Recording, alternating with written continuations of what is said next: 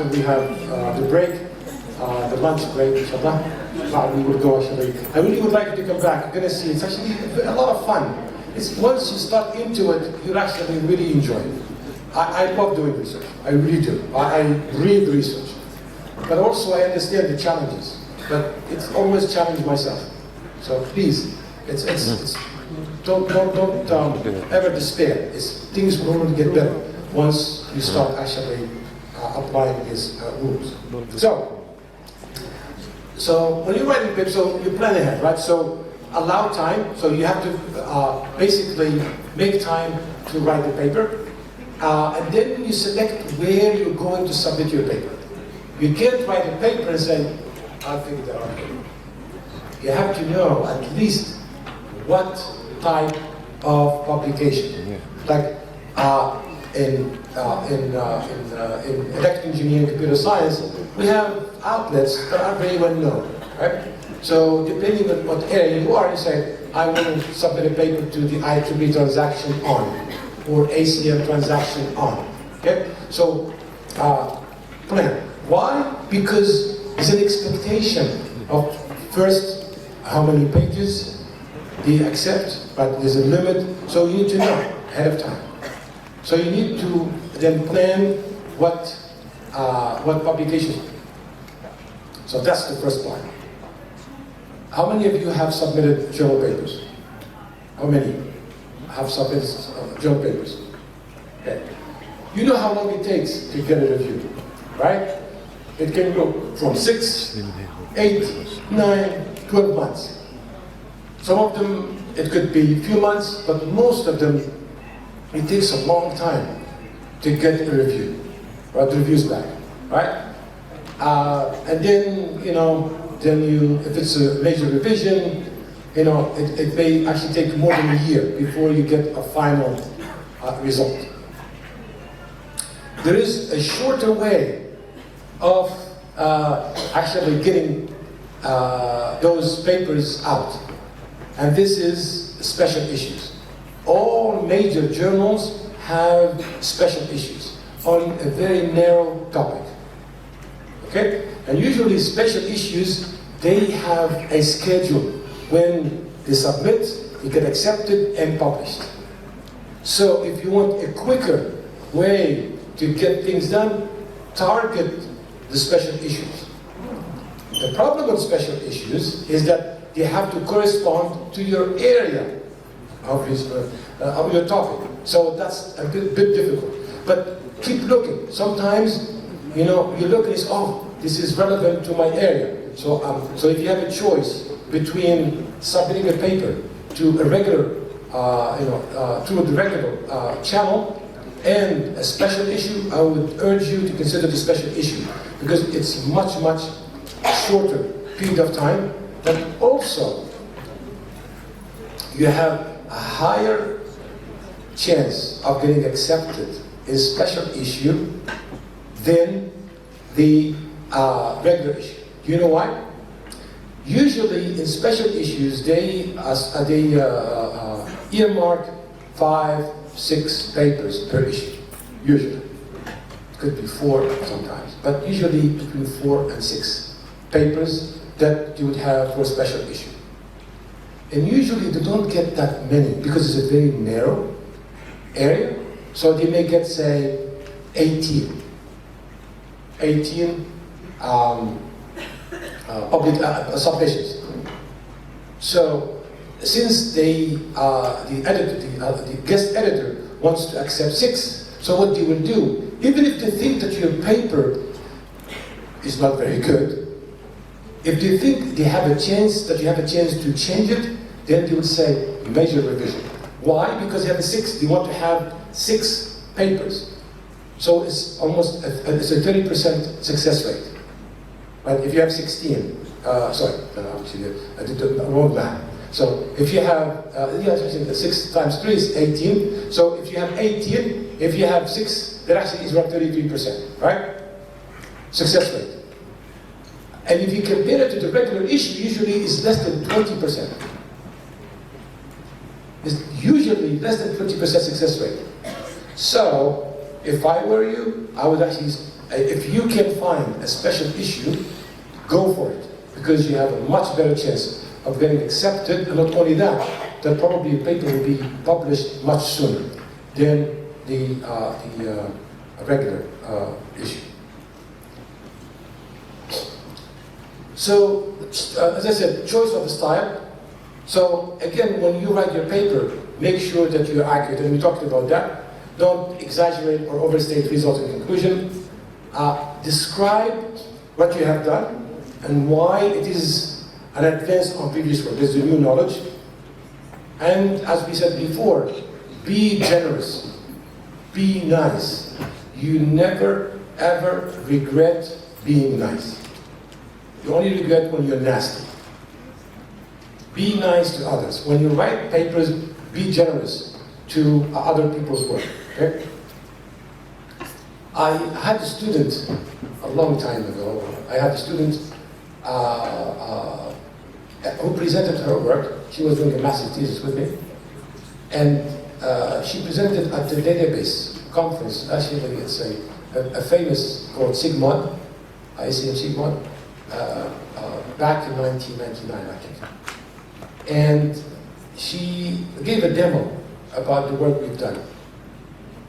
And she went to San Francisco to present the work. Actually, I didn't go that year. No, I went, I'm sorry. We went together to that conference. And I don't know if you've been to to conferences where they show demos. So basically, you have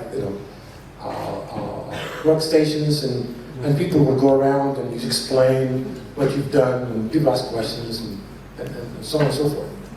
So here she was, and then there was one of the professors who came by, and he asked her, and she started telling him, here's what we're doing, this and that, and he was really impressed. And he said, oh, that's very smart. How did you do this? And she was, oh, that's really, really good. How did you? And he was very positive. And she did a good job. And he left. So I went to my student. Her name was Lily. She's originally from Indonesia. I said, Lily, did you know who the person was who talked to you? She looked at me, no, I don't. And it turned out that I knew that person. Actually, he died a while back. For those of you who are in the area of computer science, his name was Jim Gray. He basically was he has a Nobel Prize in computer science. He had the equivalent of a Nobel Prize in computer science. He had the Turing, some of you don't know, Turing Award. And he was there talking to my master's thesis student, telling her how smart she is. How smart she is. And he's the one who's actually started a whole area of computer science for databases. Just the humility. As you lower yourself, people will elevate you. Don't be nice to others. Be nice. Don't say, what is this? Instead, actually, she almost fainted when I told her that. He talked to me. I didn't even know. She almost fainted. She was so impressed that actually he talked to her that way. So be careful. When you write about others, be nice. Be generous. Right? And you can still say that I improved. But don't say it in a negative way. Sir. Yes. Excuse me, please, just to interrupt you here. I have a kind of confusion about this point when you say don't stand in a negativity point.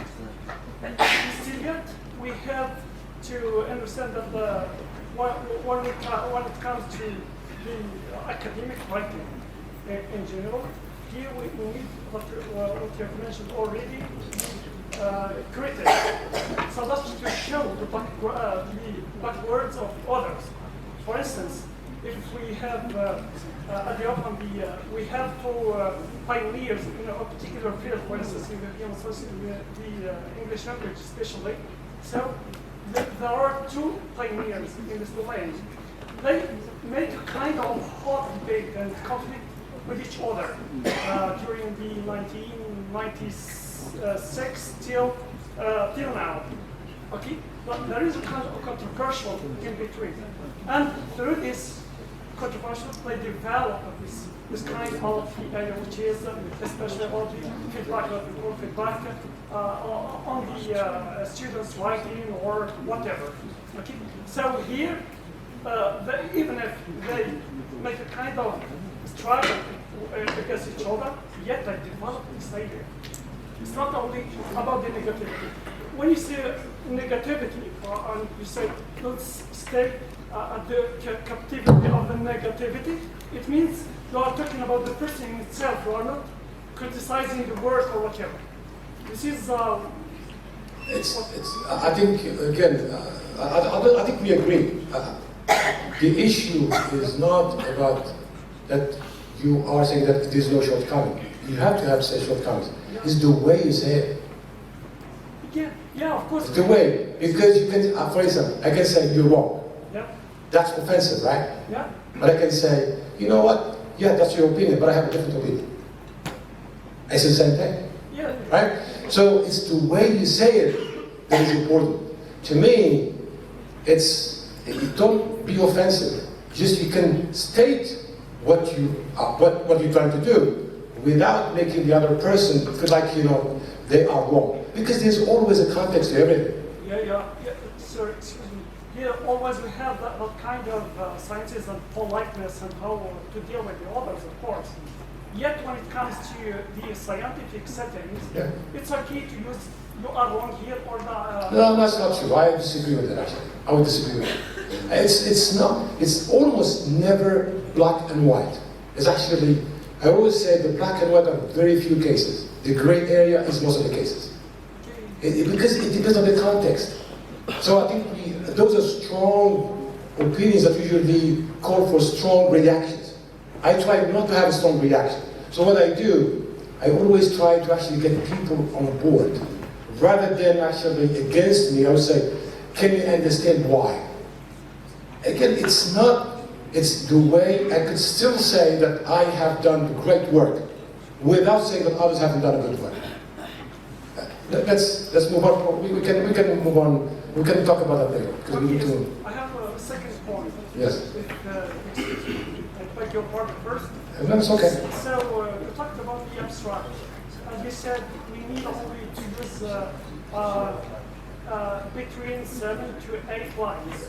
And here we show what, the what question, after the what question, or what you contributed within this field. But it differs from, since we have different, as you know, the various fields here, the attendance here we have from different fields. So that it differs from field to another. For instance, at the human sciences, we have the abstract. The abstract is to show first your subject, and then the method used within your subject, descriptive, as you said, or whatever, and then the tools, the questionnaire, or how to do, or whatever, and in the end, we will show the findings or the contribution. Here,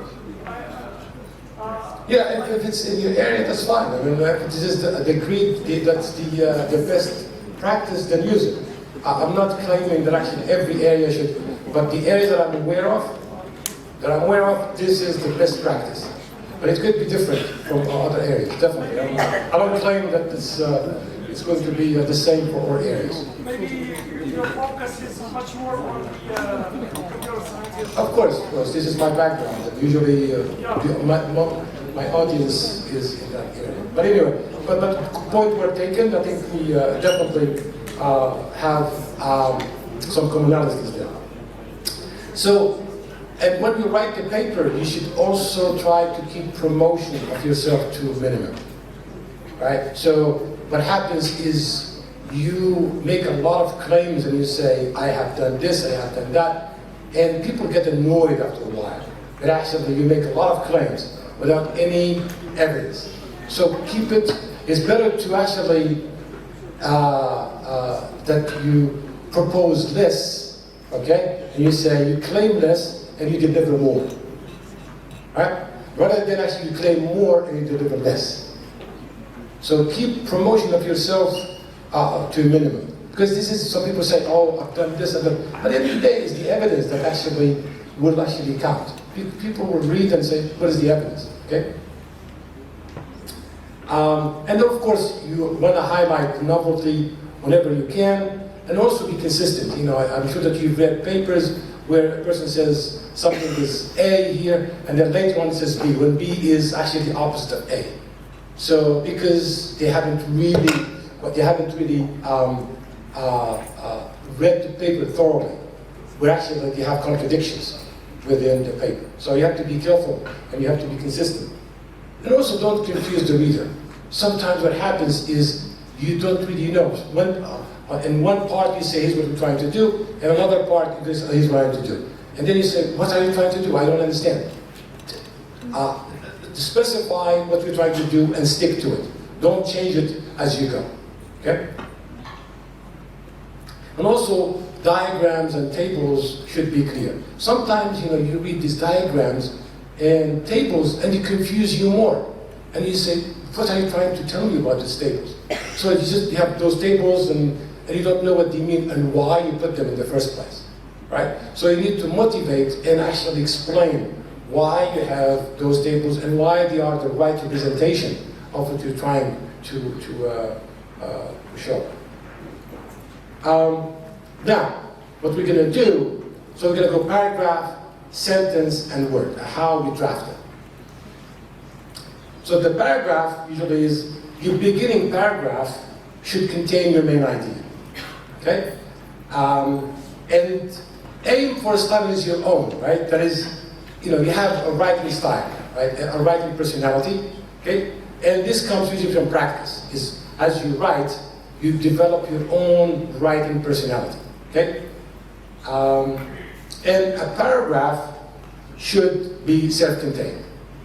So it has an idea, it shouldn't depend on the previous paragraph. It could build on the previous one, but it shouldn't depend on it, okay? And also never start a paragraph with additionally, moreover, also, because it means it's not self-contained. It means it depends on the previous one. If you say moreover, then it should be part of the previous paragraph. So it should be a separate paragraph. A paragraph has a main idea, and therefore should not start with something that would link it directly to the previous paragraph.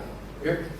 And also learn to replace complex sentences that are hard to read with simpler ones. That is, use the 3 C's, I said, you know, the clear, crisp, concise method. Use also impersonal language. Avoid the I. It's only certain publications accept that. In most cases, use what they call the royal we, and even we, I don't like it, to be honest. Use the passive. You say, because the paper is not about you, it's about the method. You say the approach, the architecture, the algorithm, the this, it's not about my algorithm, my architecture. It's not about you. It's about the, so try to really focus on what you're trying, rather than actually draw attention to you, draw attention to the method. And the way you do that is not to use the first person, and preferably, sometimes it's okay to use we, but reduce and minimize the use of we. And also, and that probably could be done through using a passive voice. Now, we talked about the paragraph, I'll talk about sentence. So sentences are the most important building block of the paper. And remember, sentences have verbs. Sometimes there is a sentence and there is a verb. There's no verb, right? So the verb usually is the action of, the main action of that sentence. And since it's the action, and remember I don't have patience as a reviewer, I would like to know what you're trying to tell me, therefore it should come as soon as possible. It shouldn't, the main verb shouldn't come at the end of the sentence. You should really try to make the sentence come as soon as possible. Okay? What that means is you don't start by giving a reason. You don't say, because I had to do this and that, I went. So what is the main verb? Is I went. This is the main thing. So it shouldn't be, it should be I went and then because. Because the main action is the went. And there's a reason behind it. And that comes at the end. Because the main thing is, so don't use reasons, because having done so and so and so, we, or don't. It's a very bad style, as a matter of fact. Because you say, the approach has been taken because. Not because this, the approach. So it's very important that actually you start with the main verb as soon as possible. Only one idea per sentence. Okay? And usually this is a problem with the non-native English speakers. They have problems. Non-native English speakers usually have problems linking sentences because you don't have the conjunction, or their language is a bit, it's not sophisticated. So what they do is they use the and. I want this, and they're completely different. So it should be one idea per sentence. And then you try to link them, either because causality or consequence or whatever, but you link them. But you don't have two ideas in one single sentence. Only one idea. And how do you know that? Is by having one main verb, not two main verbs, not three main verbs. Only one main verb in a sentence. Okay? Also, never use but. Don't start, it's a very poor English style to start with a but. Formal English style to start with a but. But. You can say however, but not but. Okay? Also besides. Besides, usually I see it a lot with the Chinese, I don't know why. When they write, I think probably it's a translation from their native language, besides. You say besides, that's very bad as well. It's not in the formal. You could use a more sophisticated language to do that. And again, as a rule of thumb, a sentence should not exceed, in general, more than 1.5 lines. Okay? Because there's a reason for that. The moment it exceeds that, then I forget what I said at the beginning. We can't absorb. So that's why you should really aim to have, of course, there can be always exceptions where actually we have to go beyond that. But it should be the exception, not the rule. That's okay to be exception. But it should be, most of the sentences should be short, right to the point. 1.5, because the moment it's longer, then I have to remember, say, what did you do at the beginning?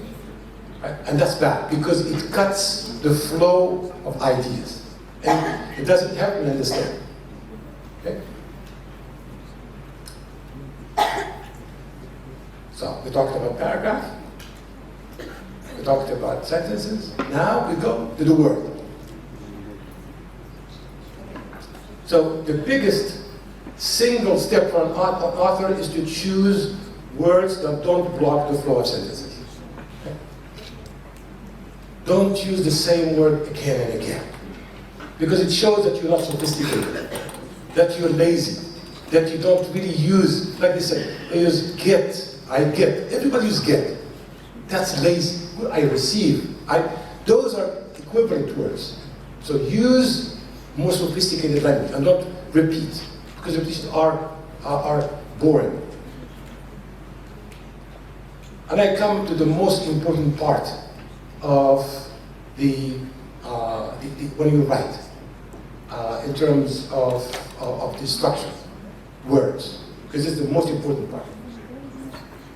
When you write, this is the thing I want you to remember. If there's anything that I want you to remember today, is this: words are money. Words are money. If you have a t-shirt, if I go to, I did 2 shops, okay? One sells it for 200,000. Which one do I choose? The first one, right? Why would I buy? It's the same thing. If I can convey a meaning in 5 words, don't say 10 words. think of words like money, say it's an investment that I'm making. I want to use as few words as possible, but I want to convey the same meaning. How can I convey the same meaning with the fewest words possible? Remember, why are you doing this? You have to remember that I am a reader. Just tell me. I don't want to spend a lot of time reading it. Just tell me exactly what it is that you want to convey in the fewest words possible. Now, all of you know probably Pascal. You know Pascal? The mathematician and physician. Pascal once sent a long letter to one of his colleagues. And the last sentence, you know what he wrote?